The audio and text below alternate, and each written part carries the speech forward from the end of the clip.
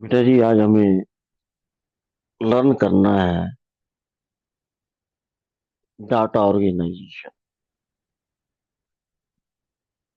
ये data organisation किसे कहते हैं और आपको ये पढ़ने की जरूरत क्यों है? आपने देखा होगा कि आपके घरों में कई बार आपके टीचर एक सर्वे करने के लिए आते हैं जब जब गवर्नमेंट के ऑर्डर्स होते हैं। तो वो आपके घरों में आकर हर चीज के बारे में पूछते हैं, जो जो इन्फॉर्मेशन गवर्नमेंट को चाहिए होती है।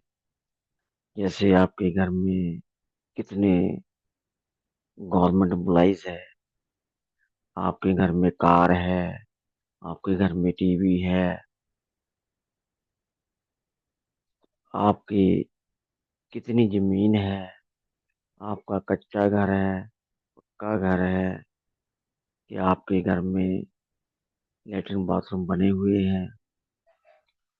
तो इन चीजों को सर्वे क्यों किया जाता है?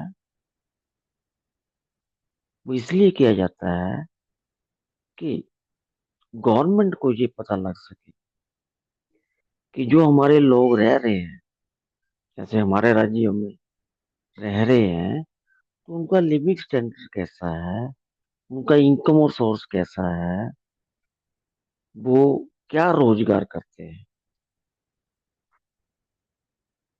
तो इस सब डाटा को वो जो टीचर है एक फॉर्मेट में फिल कर लेते हैं। उसके बाद एक गांव का डाटा कलेक्ट हो गया। ऐसे हर टीचर्स की टर्न होती है, उसने गांव गांव जाकर इसको कलेक्ट करना होता है। कई बार इसमें पटवारी भी इन्वॉल्व होते हैं, कई बार इसमें आंगनबाड़ी के वर्कर भी होते हैं। जैसे जैसे गवर्नमेंट को काम करवाना होता है। अब आप सोचते होंगे इस डाटा का करना क्या है, क्यों भरवाया जाता है?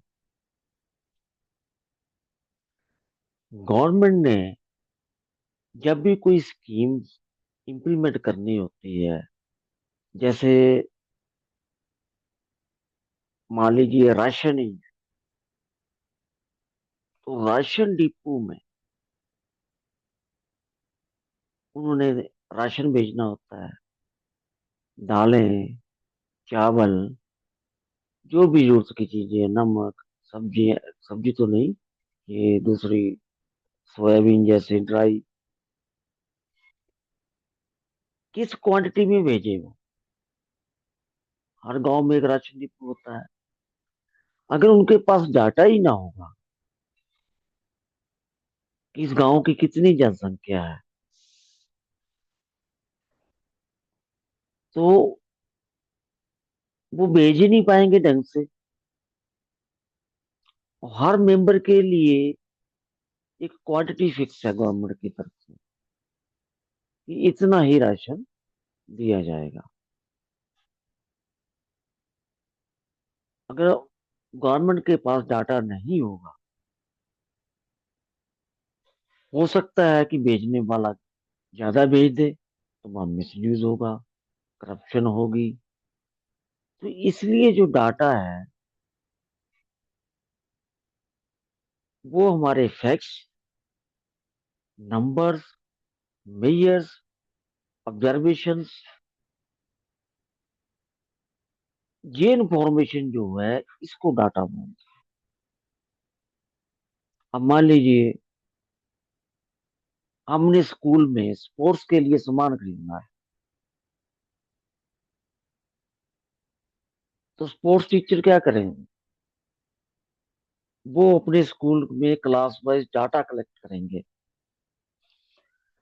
अब हम वो गेम खरीद दे, उस गेम्स का सामान खरीद लें जिसमें किसी भी स्टूडेंट का इंटरेस्ट ही ना हो, ना वो खेली जाती हो, वो हम बाजार से खरीद के ले आए, वो स्कूल में के स्टोर में आ भी जाए, तो जब उसको बच्चा खेलेगा ही नहीं, वो यूज नहीं होगी, तो वो क्या हो गया? पैसे का मिस यूज हो गया, जो सरकारी पैसा जिसको बोलते हैं, उसकी बर्बादी होगी। तो जैसे मान लीजिए आपकी क्लास का ही डाटा ये कलेक्ट किया जो आपको सामने दिख रहा है। अब क्या डाटा इसी फॉर्म में रखेंगे हम इसको?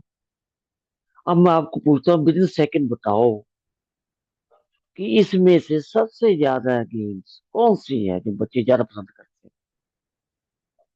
तो आप नहीं बता पाएंगे, क्योंकि ये डाटा ऑर्गेनाइज्ड नहीं है। फिर उस डाटा को हमें ऑर्गेनाइज करना पड़ता है सिस्टमेटिक वे में। जो डाटा की ऑब्जर्वेशन होती है उसको मैथमेटिकली हम फ्रिक्वेंसी बोलते हैं, जो आपने जूनियर क्लासेस में पढ़ा होगा कि इसको हम नंबर से भी रिप्रेजेंट करते हैं, और इसको हम टेली मार्क से भी रिप्रेजेंट करते हैं। अब जो डाटा आपको सामने दिख रहा है, इसको आप विद इन सेकंड अगर मैं बोलूँ तो आप नहीं बता पाओगे कि कितने स्टूडेंट जो है इस गेम को पसंद करते हैं। तो अगर इस डाटा को मैं इस वे में ऑर्गेनाइज कर दूं, डाटा मैंने वहीं से लिया है, एक्स्ट्रा कुछ नहीं इसमें किया। जो डाटा मेरे पास, ऑब्जर्वेशन जो मेरे पास थी, उसी को मैंने ऑर्गेनाइज कर दिया। इसको बोलते हैं ऑर्गेनाइज्ड डाटा। अब अगर मैं आपको पूछूं कि सबसे ज्यादा कौन सी गेम पसंद है बच्चों को, तो विद इन सेकंड आप बता दोगे सर हॉकी। क्यों? सबसे ज्यादा बच्चों ने किसको पसंद किया? हॉकी को। अब पूछूं मैं सबसे कम कौन सी गेम पसंद है, तो हम एकदम बता देंगे, क्योंकि नंबर ही 2 है। 30 क्लास का जो सर्वे किया गया, उसमें 30 स्टूडेंट थे। तो इन सभी में सबसे ज्यादा जो पसंद की गई गेम है वो क्या आई मेरे पास? हॉकी। और उससे कम सेकंड नंबर पे कौन आया? कबड्डी। थर्ड नंबर पे मेरे पास आई क्रिकेट और पिट्ठू। पिट्ठू एक ग्रामीण खेल है, आजकल हो सकता है आप लोग इसको कम खेलते होंगे। फुटबॉल जो है आपका आया वो फोर्थ नंबर पे, और बैडमिंटन आपके पास आई फिफ्थ नंबर। अब हमें फंड ऑर्गेनाइज करके इसमें एक्सपेंडिचर करना है स्पोर्ट्स फंड में। तो सबसे ज्यादा जो गेम पसंद हुई है वो हॉकी हुई है। तो टीचर को क्या करना पड़ेगा? हॉकी स्टिक्स और उसकी बॉल ज्यादा खरीदनी पड़ेगी, क्योंकि इसमें ज्यादा बच्चे हैं। और सबसे कम मुझे क्या खरीदना पड़ेगा? बैडमिंटन। कि इसमें कितने बच्चे इन्वॉल्व हैं? 2 बच्चे एक क्लास के, तो 2 से काम चल जाएगा। अब इसे मुझे मल्टीपल खरीदना पड़ेगा हॉकी में। कबड्डी। कबड्डी 6 बच्चे क्लास में 6 बच्चों को पसंद है, तो कबड्डी के लिए मुझे ऑर्गेनाइज करना पड़ेगा। हाँ, क्रिकेट 5 बच्चों को पसंद है, तो इसके लिए मुझे फंड के अकॉर्डिंग बैट और बॉल खरीदने पड़ेंगे। पिट्ठू 5 बंदों को पसंद है, 5 बच्चों को, तो उसके लिए भी उसी हिसाब से बॉल्स और टिप्स खरीदनी पड़ेंगी। फुटबॉल 4 बच्चों को पसंद है, तो इसको बोलते हैं ऑर्गेनाइजेशन ऑफ डाटा। जैसे हम लोग अब क्रिकेट मैच देखते हैं, तो क्रिकेट मैच में एवरेज निकालते हैं पर ओवर, ये आपने भी सुना हो। रन रेट भी निकालते हैं। अब बॉलर का भी ऐसे निकलता है कि इसने कितने ओवर किए और कितनी विकेट ली है। तब हमें पता लगता है कौन से खिलाड़ी की परफॉर्मेंस अच्छी है तो कौन से खिलाड़ी की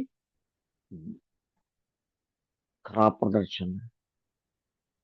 अब कई प्लेयर्स ऐसे होते हैं, वो 50 बॉल में ही सेंचुरी लगा देते हैं, 100 रन। और कुछ ऐसे होते हैं, वो 80 बॉल खेलते हैं तो लगाते हैं। तो इसमें जो है, जिसने 50 बॉल में सेंचुरी लगाई है, तो बेस्ट प्लेयर तो वही हुआ उस खेल के अकॉर्डिंग। और सेकंड पे नंबर पे कौन आया? जिसने 80 बॉल में 100 रन बनाए। इसी से उनका man of the match, man of the series, ये डिसाइड होता है। अब इस डाटा को हमने नंबर्स में सामने ऑर्गेनाइज कर दिया।